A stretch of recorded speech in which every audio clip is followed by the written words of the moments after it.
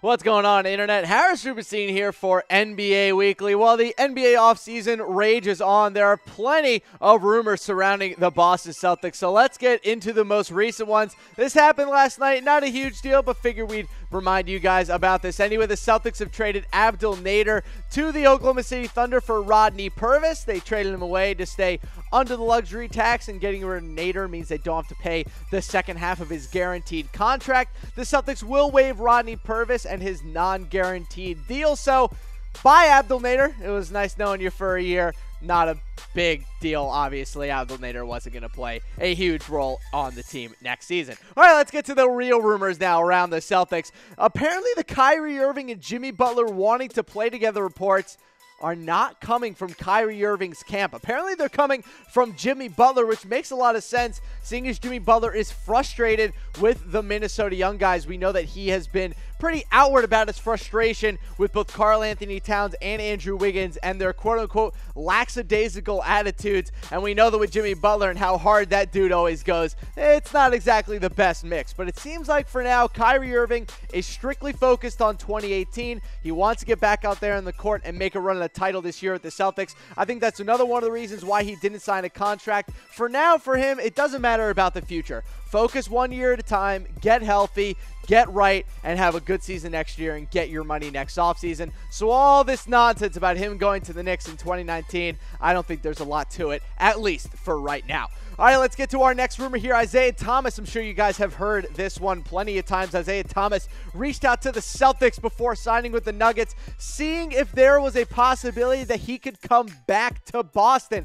IT said, quote, "If the opportunity is there, I'd love to come back." He said that to Celtics GM Danny Ainge. Would have been great to have Isaiah Thomas back in Boston. Would have been a little awkward, I think, between him and Kyrie Irving, seeing as the Celtics traded Isaiah Thomas for Kyrie Irving. I also don't think the Celtics would have been able to pay him that much. Probably would have been the same thing around the veteran minimum. But good for Isaiah Thomas at least trying to put some feelers out there, seeing if he could go back to his previous team. I'm sure that Danny Ainge sent out absurd amount of good recommendations to any team that came calling about Isaiah Thomas and what was going on with him personally. So it's a small shame that Isaiah Thomas isn't going to be on the Celtics next year, but I just don't think the fit was really there. Let's get into a guy that is going to be on the team next year, and that is Gordon Hayward. We have some great news. There have been 0 limitations for Gordon Hayward in his recent workouts. He's been working at full speed in his training with NBA super trainer Drew Hanlen. He's been under a very careful eye so far with Hanlen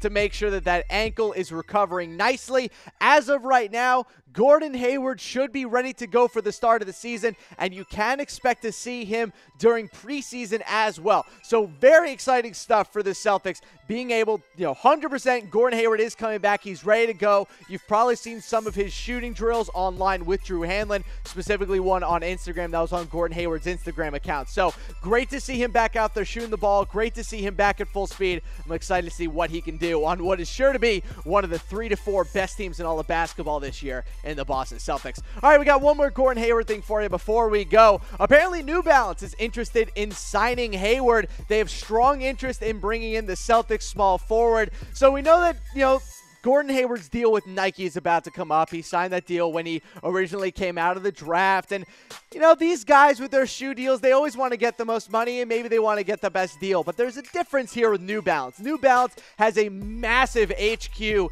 inside of Boston and actually just helped the Celtics build their new massive training complex. So New Balance with Gordon Hayward would be a match made in heaven. And let's be honest, guys, after that ankle injury, I'm sure Gordon Hayward could use a little bit of New Balance, if you catch my drift a little bit. But let me know in the comment section, will Kyrie Irving re-sign with the Celtics? He could really go anywhere next offseason. Could stay in Boston, could go to New York. Hell, he could go to the Lakers and play with LeBron. Who really knows at this point? Kyrie Irving is an enigma and plans on staying that way for the rest of his life. But let me know in the comment section if you think Kyrie Irving will re-sign with the Celtics. But that's going to do it for me today. You can follow me on Twitter at SportsDean for all your NBA news and updates. And don't forget to check out NBA Weekly on Tuesday and Thursday mornings at 11 a.m. Eastern Time.